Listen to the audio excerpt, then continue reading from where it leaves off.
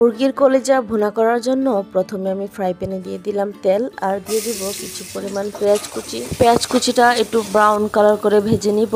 আর এখানে দিয়ে দিব দারচিনি, এলাচ, তেজপাতা এক এক করে আপনারা আস্ত মশলাগুলো দিয়ে দিবেন। এখানে আপনারা লবঙ্গ চাইলে গোলমরিচও দিতে পারবেন, যেহেতু আমি গরম মশলা ইউজ করব তো আমার গরম মশলার মধ্যে সব কিছুই আছে। তো এখানে দিয়ে দিব হলুদ, মরিচ গুঁড়ো, ধনিয়া গুঁড়ো, গরম মশলা গুঁড়ো দিয়ে ভালোভাবে একটু পানি দিয়ে ভালোভাবে মশলাটা কষিয়ে নিব। আর মশলাটা যতক্ষণ পর্যন্ত ভালোভাবে কষানো না হয় ততক্ষণ পর্যন্ত আমি মাংসটা দেব না। তো আমার মশলাটা কষানো হয়ে গিয়েছে, দিয়ে দিলাম মুরগির ঘিলা, কলিজা আর 2 টুকরো মাংস। চাইলে আপনারা স্কিপ করতে পারেন, যেহেতু আমার কলিজা ঘিলার পরিমাণটা অল্প সেই জন্য আমি কিছু পরিমাণ মুরগিও দিয়ে দিয়েছি। তো এখন ভালোভাবে একটু ভেজে নিব, তারপর হালকা পরিমাণ ঝোল দিয়ে ভালোভাবে কষিয়ে নিব।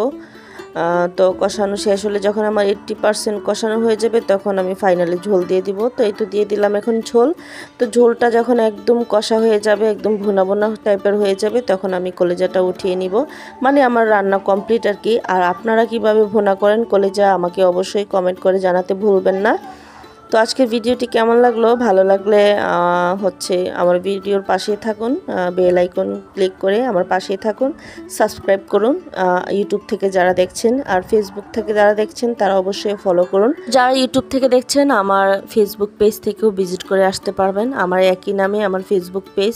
তো যাই হোক, ভিডিওটা কেমন লাগলো, আপনারা এই খাবারটা গরম গরম ভাতের সাথে পরিবেশন করে খেতে পারেন, অবশ্যই অনেক ভালো লাগবে। আল্লাহ হাফেজ।